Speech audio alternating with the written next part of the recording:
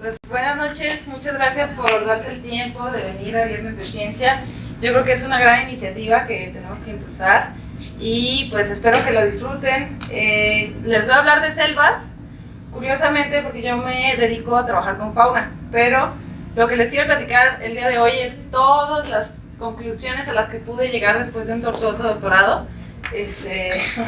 Y que me hicieron darme cuenta de lo importantes que son estos ecosistemas, en particular las selvas secas. Ahorita vamos a ver qué tanto sabemos de ellas, seguro ustedes las conocen.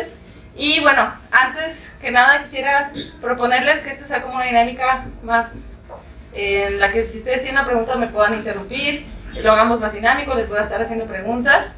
Y pues bueno, cualquier duda, pues me dice. Bueno, pues el título de la charla es Las selvas secas del Pacífico de México, diversas aunque poco comprendidas. Estas selvas, como vamos a ver, en realidad son mucho más diversas de lo que parece y algunas veces las hemos visto casi como desiertos.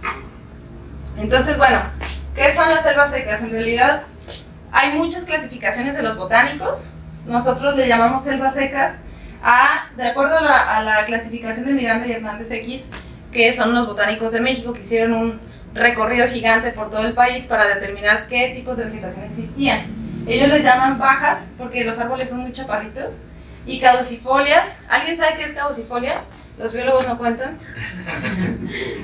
Tiene una caducidad que las hojas las tiran. Ajá. Y viene de caducidad, las hojas las tiran. Y es una estrategia que tienen estos bosques o selvas para soportar la temporada seca. Aquí les pongo una fotografía de Sierra de Quila, la parte particular de selvas secas.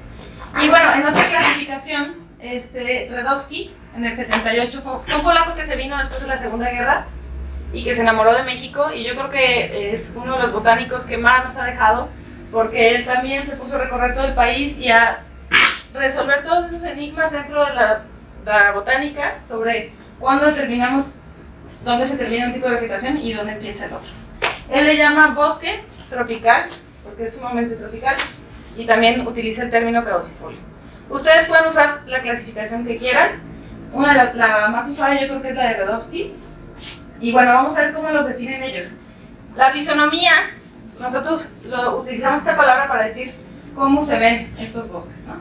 La fisonomía de esta comunidad vegetal es que tienen árboles muy chaparritos, de 8 a 15 metros, copas extendidas a baja altura, son selvas muy densas, ustedes no pueden caminar a gusto porque ya se están topando con un montón de ramas, y bueno, está lleno de lianas, cactus, es muy común la presencia de cactus. Y algo muy determinante es que los árboles son súper delgaditos, entonces no se han visto como útiles para aprovechamiento maderable.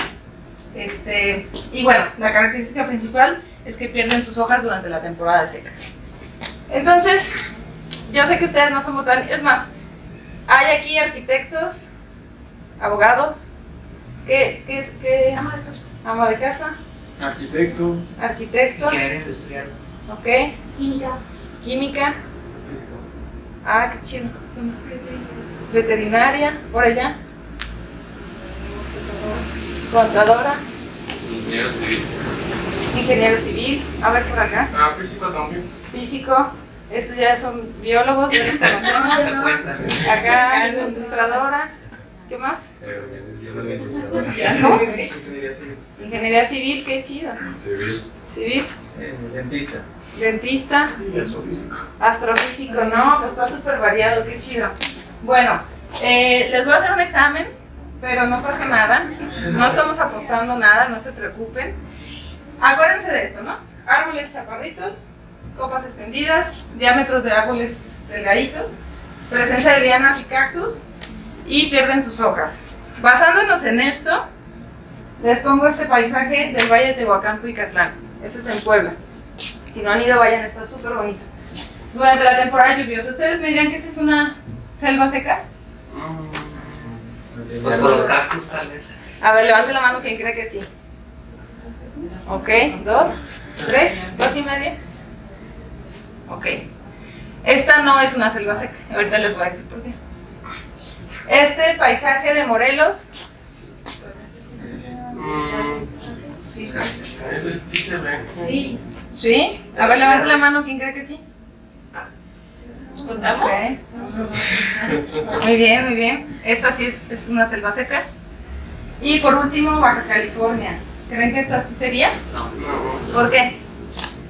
No hay árboles. Los árboles no hay muchos, no está muy frondoso. Ok, exacto. Este es un matorral. Pero no solo ustedes y yo estamos en este problema. En realidad, esto es un dolor de cabeza para los botánicos y ha sido un problemón identificar cuándo son matorrales casi desérticos y cuándo se convierten a selvas secas. Entonces, esto es como para hacerles ver que la idea que tenemos de selva frondosa, como en el Amazonas, no siempre se cumple, ¿no? En realidad, tenemos otro tipo de selvas. Este es un matorral, pero la forma en la que terminan resolviendo esto es que Jansen en el 88 dice: cuando las cactáceas son más altas que los árboles del dosel, se trata de un matorral. Y cuando los árboles son más altos, de una selva. Sigue siendo un poco subjetivo, pero así es como los botánicos finalmente terminan resolviendo este problema. Aunque tenga árboles, entonces, no importa si es árboles o no árboles. Es que estos en realidad, son más bien arbustos. Entonces como que están más chaparritos y se nota la diferencia, ¿no? Los cactus están como súper altos. Y bueno, a esto decía Rodowsky: los matorrales no pueden delimitarse con precisión porque se transforman de manera casi imperceptible en selvas, desiertos o pastizales. Y ahorita vamos a ver cuál es el problema con esto. En realidad, hay muchísimos problemas para delimitar este tipo de vegetación y eso nos hace ni siquiera saber con cuánta extensión contamos en el país. Por lo tanto, no podemos calcular una tasa de deforestación, no podemos conservar y no podemos entender qué está pasando con este ecosistema. Vean, los mapas son diferentes. Lo que sí es constante es que vemos que está cargado hacia el Pacífico. Nosotros en México somos muy afortunados porque tenemos mucha selva seca. Pero vean, este mapa ni siquiera considera Yucatán, Tamaulipas. Este es uno de los más actualizados de Conavio. Y bueno, uno de los problemas es que la interpretación que se hace con satélite no puede distinguir cuando empieza el matorral y cuando empieza la selva. Eso se tiene que hacer en el lugar, nosotros decimos in situ, cuando tenemos que ir a determinarlo en el mismo lugar.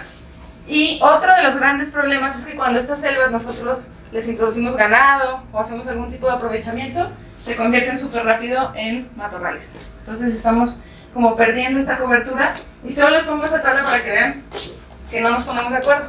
Todos los científicos que han determinado cuánto tenemos de superficie en México: 300,000 kilómetros contra 100,000. Es una discrepancia gigante y vamos a ver por qué eso es importante. Bueno, a mí las selvas secas es uno de los ecosistemas que más me gustan. Mucho tiempo, inclusive en México, gobernadores y gente importante decía: bueno, es que estos son terrenos ociosos, o sea, tenemos que desmontarlos porque en realidad no nos sirven para nada. ¿Por qué? Pues porque parecen matorrales, se ven muy espinosos. Durante la temporada seca se quedan sin hojas y se ven como paisajes inútiles para el aprovechamiento forestal, ¿no? Entonces aquí les pongo muchas fotografías porque efectivamente este tipo de vegetación cambia mucho. Vean, aquí después de lluvias está súper frondoso. Aquí empieza la temporada seca, los árboles empiezan a perder sus hojas. Aquí hay más proporción de cactus. Y bueno, vemos paisajes también de este tipo. Pero algo que tienen estas selvas es que son muy mexicanas y siempre vamos a encontrar en ellas muchos cactus. Bueno, ¿y qué onda con esta bipolaridad? Nosotros le llamamos bipolaridad funcional al hecho de que durante la temporada de lluvias parece una selva del Ecuador, ¿no? Parece así como del Amazonas, súper frondosa. Y este es el mismo lugar. De hecho, esa fotografía es de un botánico del CUPA, se llama Pablo Carrillo. Los mismos cactus, ¿verdad? Es el mismo lugar, en Amatlán de Cañas. Y vean cómo cambia el paisaje, ¿a poco parece que es el mismo lugar? Entonces, bueno, esta marcada estacionalidad ha sido el motor evolutivo. Esto ha promovido que se diversifiquen muchas especies, producto del extraordinario reto que ha representado para los organismos adaptarse a vivir en un ecosistema con ciclos anuales de vacas gordas y vacas flacas, así les decimos, ¿no? Aquí hay muchos recursos, muchas semillas, muchas flores, muchos frutos para los organismos y bueno, durante la temporada seca parece que se fueron a vivir a otro lado, ¿no? A un desierto. Y bueno, se imaginan que apenas el 2.4% de la superficie terrestre son selvas secas, muy poquito. De eso nosotros somos los ganadores en el trópico. Esto es desde México hasta Sudamérica. Bueno, por ahí está el sur de Miami también. Somos los que tenemos más extensión, mayor riqueza de ecorregiones y mayor nivel de endemismos. ¿Ustedes saben qué significa cuando las especies son endémicas? Sí. Únicas en el lugar, Ajá. en un lugar determinado. Sí, tú lo defines, ¿no? Puede ser endémica de Chapala, o puede ser endémica de Jalisco, o México. Por lo general decimos endémicas y nos referimos al país, ¿no? Es como lo más utilizado. También tenemos selvas secas en África, norte de Australia y en Asia. Y bueno, ahora sí les voy a contar por qué son tan maravillosas estas selvas. Lo que hemos encontrado a nivel de diversidad biológica es que contribuyen con cerca del 20% de toda la flora de México. Eso es como muy impresionante, siendo que son selvas tan secas, tan abruptas. Y aquí hay algo que desafía como el paradigma latitudinal. No sé si ustedes han escuchado que conforme nosotros nos acercamos al Ecuador, hay más diversidad. Donde está el Amazonas, es como donde pensamos que hay como mucha biodiversidad. Y conforme nos vamos hacia los polos, pues vamos perdiendo diversidad. Bueno, con estas selvas no ocurre esto, porque hay más diversidad en las selvas secas de México que en las del Ecuador. Entonces es como un ecosistema muy bonito, muy interesante. Y nosotros le llamamos diversidad beta cuando comparamos los sitios. Si ahorita nos vamos caminando, bueno, no caminando, pero nos vamos en coche a la costa y comparamos las especies de allá contra las de aquí, van a ser la mayoría diferentes. Van a ser la mayoría diferentes, ¿no? ¿Por qué? Pues porque hay tanta diversidad y esta vegetación termina como a modo de parches que terminan siendo especies completamente diferentes. Y eso lo hace muy rico en términos de biodiversidad.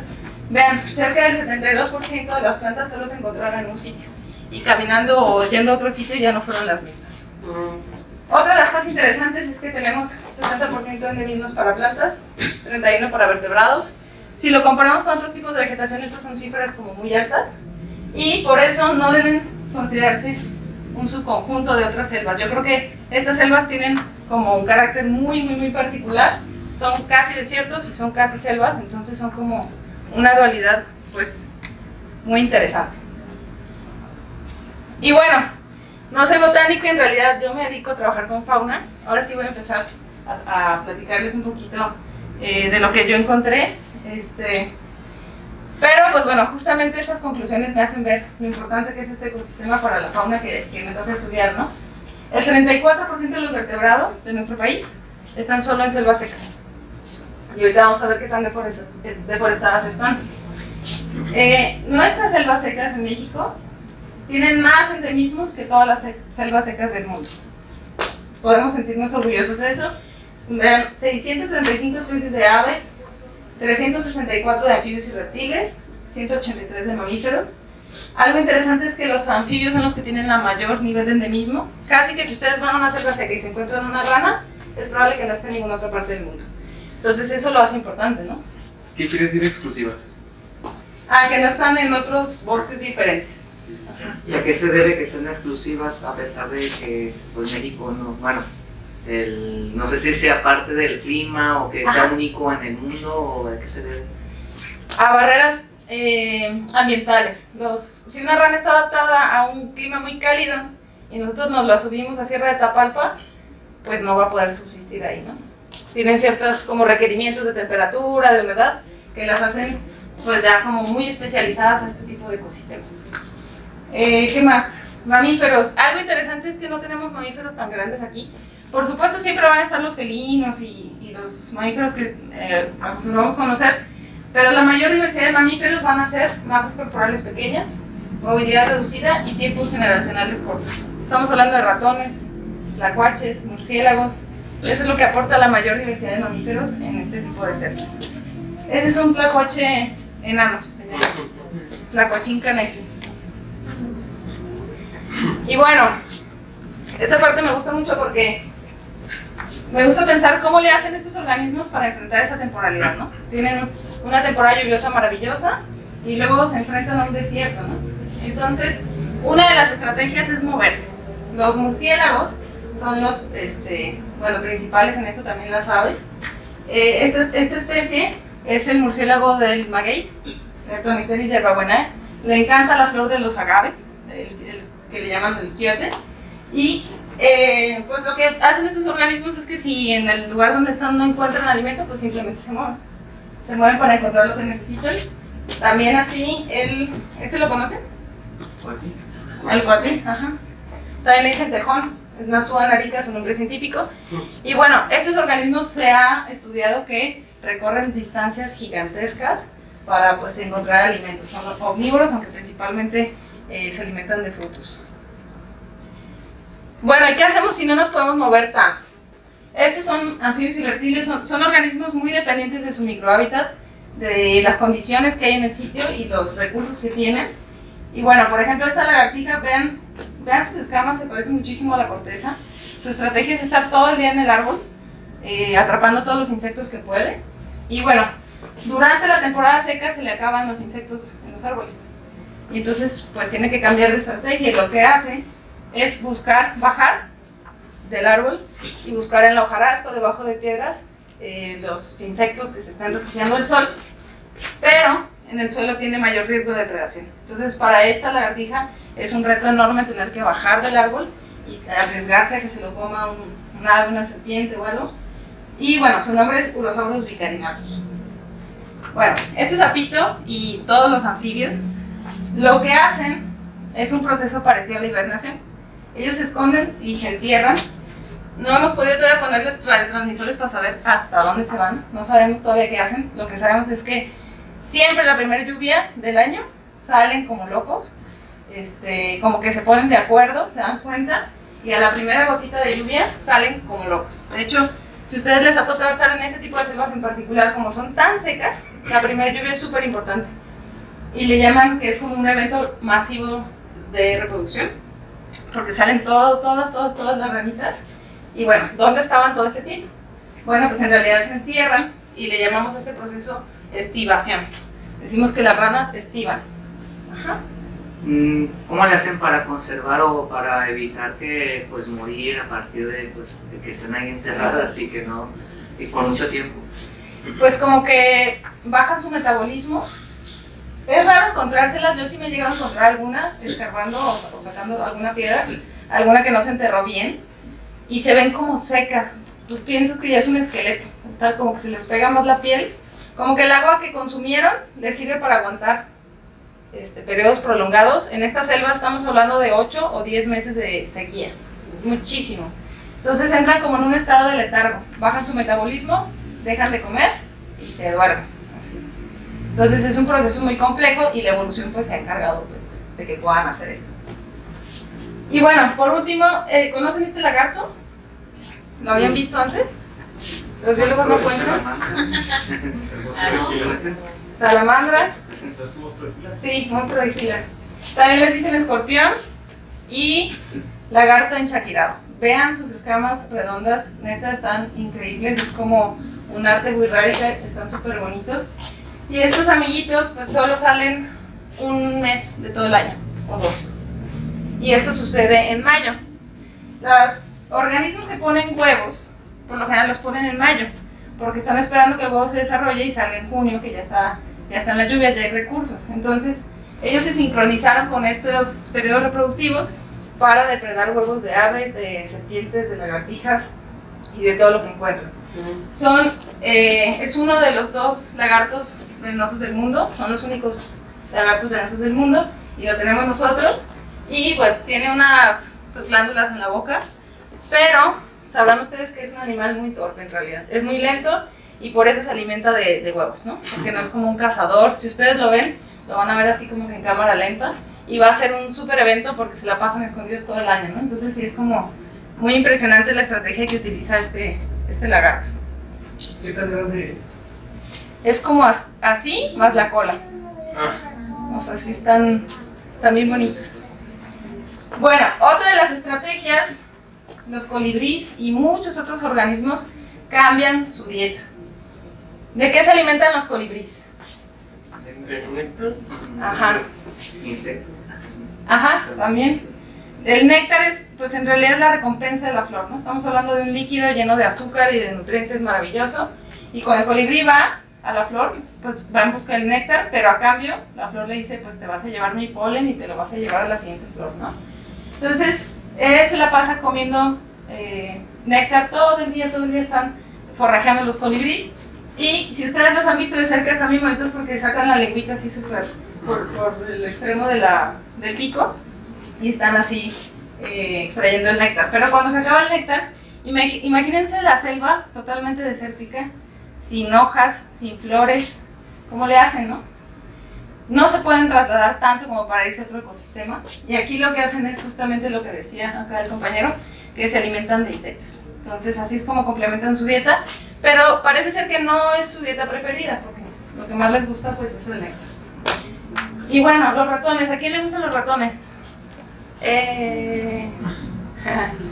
Bueno, pues ellos ya saben, modo hámster, voy a acumular todo lo que pueda, me lo llevo a mi madriguera y con eso aseguro tener semillas pues ya para la próxima temporada. Entonces bueno, ya hablamos un poquito de cómo le hacen para enfrentar todas las condiciones que tienen las selvas secas. Pero pues ahí vamos a hablar un poquito de qué hacen ellos por los ecosistemas y por nosotros, ¿no? Y eso lo hemos entendido pues a través de estudiar la historia natural. ¿Quién me dice qué es la polinización? ¿Quién se anima? Los biólogos no cuentan. Pues es el método de reproducción de las plantas, más o menos. Ajá. Cuando un animal va por el néctar, se lleva el polen a la siguiente planta y ahí se intercambian los genes para la siguiente generación de plantas. Y para que tengamos reproducción sexual, ¿no? Muchas plantas se pueden reproducir por coditos y todo esto, pero siempre que tenemos reproducción sexual vamos a tener una mayor diversidad genética. Entonces, esa es la chamba. Principalmente le llevan a cabo murciélagos y aves. Hay otros casos raros, también tortugas, por ejemplo. Pero es un gran servicio. Hay lugares del mundo actualmente que ya contratan personas para estar con un pincelito de una flor a otra, porque esa chamba la tiene que hacer alguien, ¿no? Entonces ellos la están haciendo por nosotros. También tenemos la dispersión de semillas en sitios donde ya no hay vegetación.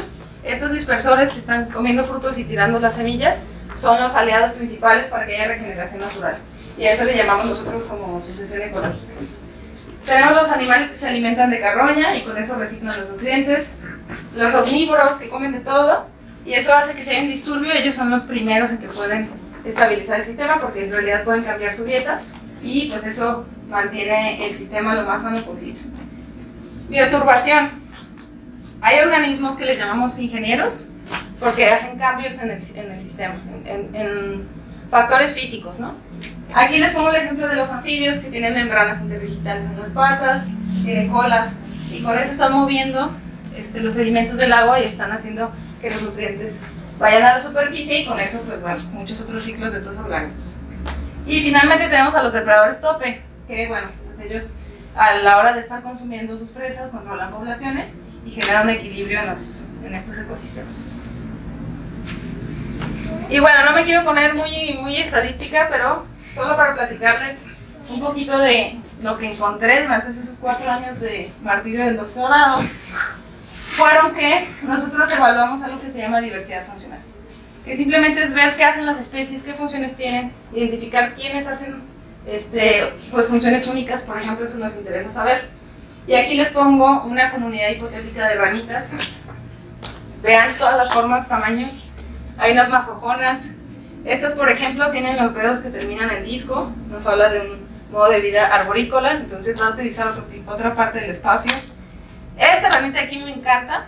Está súper gordita, tiene la cara así súper chiquita. Esta le llaman ranita ovejera, porque le hace como oveja. Y ella se alimenta exclusivamente de termitas. Entonces no hay otra especie que tenga ese mismo rol, ¿no? Entonces eso va a ser importante. Entonces bueno, aquí decimos que pues sí, juzgamos a las especies sin conocerlas porque no nos interesa tanto quién es hermana de quién o quién está emparentada con quién, sino qué hacen. Y bueno, para evaluar esta funcionalidad lo que hacemos es medir rasgos. Puede ser el tamaño de pico, el tamaño de las alas, su tipo de dieta y todo esto para relacionarlo con procesos ecosistémicos. Otra cosa que hicimos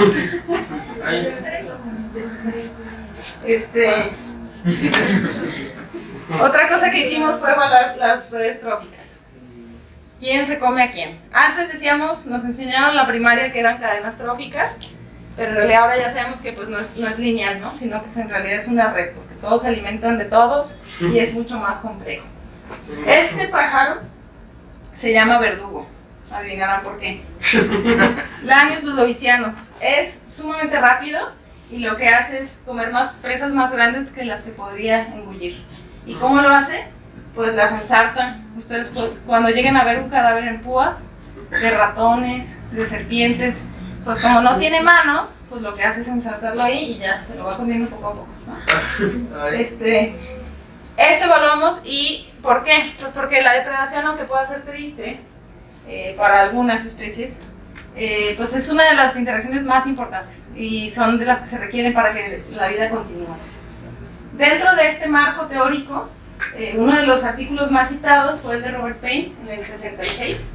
Ese señor hizo un experimento que ya no se permite hacer, ya está prohibido, pero él se fue a un ecosistema marino y sacó a todas las estrellas de mar. Las estrellas de mar en ese lugar eran el depredador top.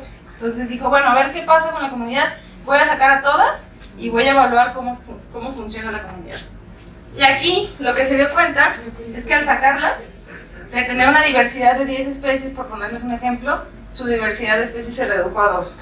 ¿Por qué? Porque esta estrella estaba interfiriendo con la competencia. Como se estaba comiendo en diferentes tiempos, estaba evitando que se destruyeran unas a otras. Eso es lo que hacen los depredadores top. Y eso dio una idea de que existen algunas especies que les llamamos clave, que tienen una importancia desmedida en los sistemas y que, pues bueno, si queremos enfocar esfuerzos de conservación, ya tenemos la idea de por dónde empezar. No quiere decir que las otras especies no son importantes, pero pues sí serían como más prioritarias. Y bueno, ¿conocen Sierra de Quila? No, a ver, levante la mano. ¿Quién? Yo fui con, Sí, con Guerrilla. Ah, con Guerrilla. Sí. Qué chido. ¿Huehuentón? ¿Subiste el Huehuentón? Ajá. Ah, súper bien. Bueno, si no conocen, vayan. Está para López Mateos Sur, de Colotlán. Vale mucho la pena. Tiene bosques tropicales y va subiendo la sierra. Y bueno, ya te topas con bosques más fríos de pino encino. Aquí está. Estos son los bosques fríos y estos naranjas de aquí son los tropicales. Y en este bosque me la pasé los 4 años estudiando qué tienen las especies, ¿no? Particularmente con la pregunta, bosques tropicales contra bosques templados, ¿cuál es la diferencia, no? Y bueno, trabajar con fauna está bien padre, pero está bien complicado también. Para anfibios y reptiles, ustedes tienen que estar levantando todas las rocas que ven, aventándose al suelo porque hay una lagartija y no quieren que se les vaya. Y bueno, es la única manera de ver estos organismos. Nosotros les medimos muchas cosas para poder evaluar las funciones. Para aves usamos binoculares, pero también se pueden poner redes justamente para hacer mediciones o corroborar si la especie sí es. Para murciélagos también se ponen redes toda la noche o hasta las 3 de la mañana, imagínense ustedes. Aparte, las redes se tienen que revisar cada 15-20 minutos, porque si tú dejas al animal ahí, pues se estresa y se te puede morir en la red. Entonces tenemos que ser muy rápidos. Para mamíferos medianos, pues nos la pasamos viendo huellas y excretas que dejaron y pues para determinar quién estuvo ahí, ¿no? Son muy difíciles de ver. Quien haya visto un puma o un jaguar, que envidia, porque yo creo que nunca nos va a tocar, ¿no? Ratones, se utilizan este tipo de cajitas que se llaman trampas Sherman. También se tienen que revisar rápido porque se hace frío, pues se te congela el ratón. Entonces, bueno, utilizamos todas estas técnicas a lo largo de un año para saber qué especies estaban en qué lugar, ¿no? Primero. Y, bueno, solamente les quiero resumir. Este fue uno de los resultados de mi análisis. Yo separé los grupos de anfibios, reptiles, aves y mamíferos. Anfibios son todas las ranas y salamandras. Los reptiles son... ¿Qué son los reptiles? Ay. Bueno, ¿qué son las aves? Estas son como las lagartijas, ¿no? Lagartijas y serpientes. Aves y mamíferos, ¿no? Y bueno, lo que encontramos aquí es que esas son todas las funciones de mi comunidad. Pero si yo las separo por un grupo, puedo ver qué hace cada parte de este grupo. Anfibios usan esta parte del espacio y del recurso.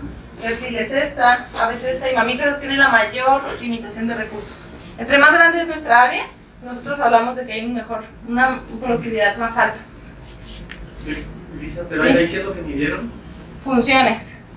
Por ejemplo, o sea, yo imagino que hicieron revisiones de muchas cosas Sí. y a partir de eso, de alguna manera, hicieron una alineación de las cosas más importantes en la variación del... Sí, porque pues este gráfico intenta resumir. Cada uno de estos puntitos es una especie y a todas las especies les midieron los mismos rasgos. Entonces las comparamos y entre más diferentes sean sus rasgos, más grande va a ser mi área, y entre más parecidos, pues más se va a reducir. Esa es como la lógica.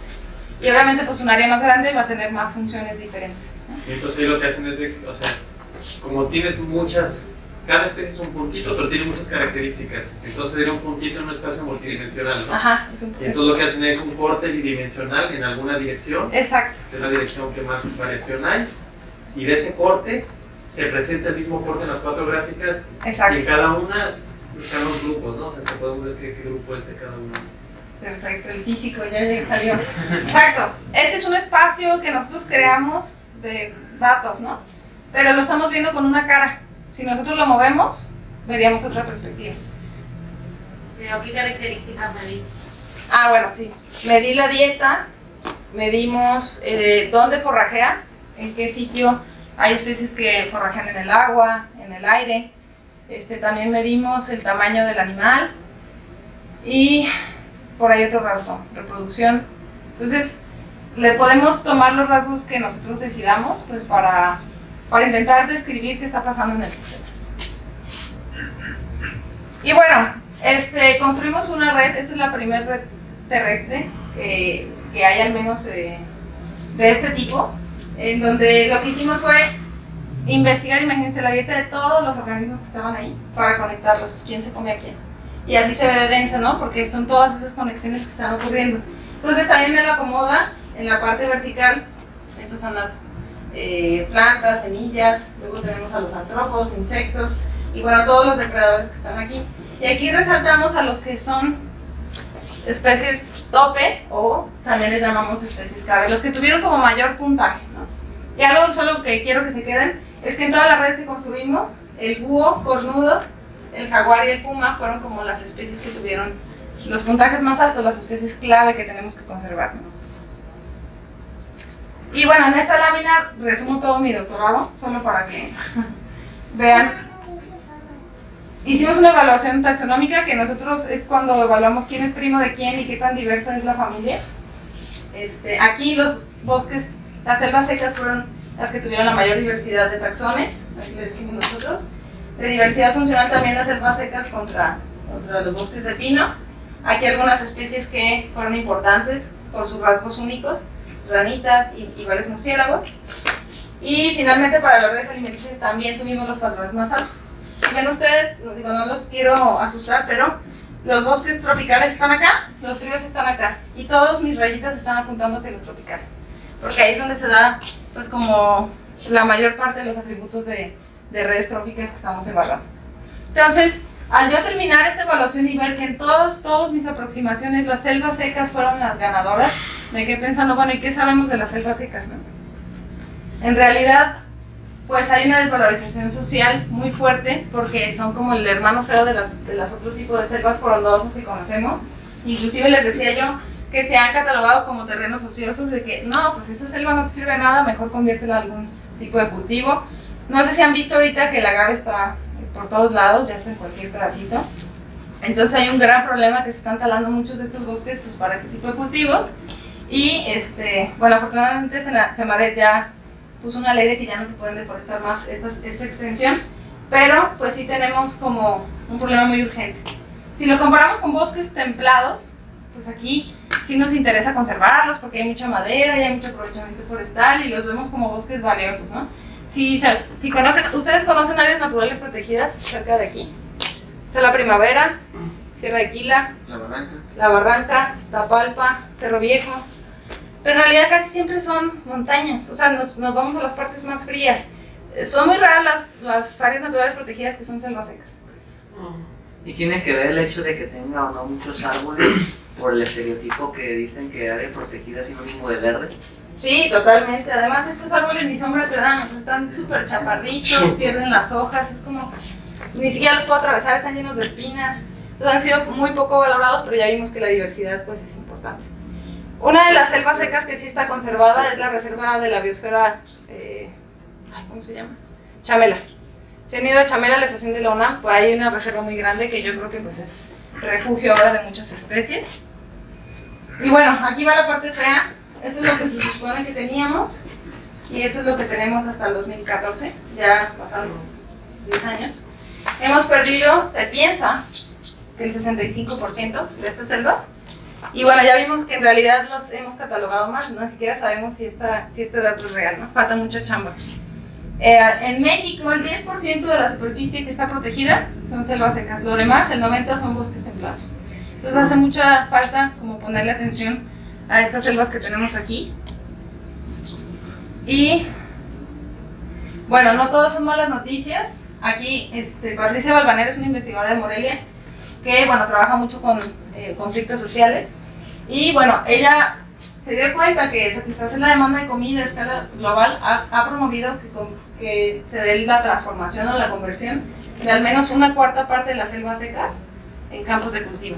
Entonces son como las selvas preferidas para talar y convertirlas a cultivos, ¿no? Y las selvas secas serían de aquí, más o menos hasta aquí, y aquí ya empiezan los templados, ¿no? Y ella dice, bueno, pues en realidad las selvas secas nos proveen agua, regulan la calidad del agua también, proporcionan suelo que es fértil para cultivos, regulan el clima y regulan todo lo que ocurre a nivel ecosistémico.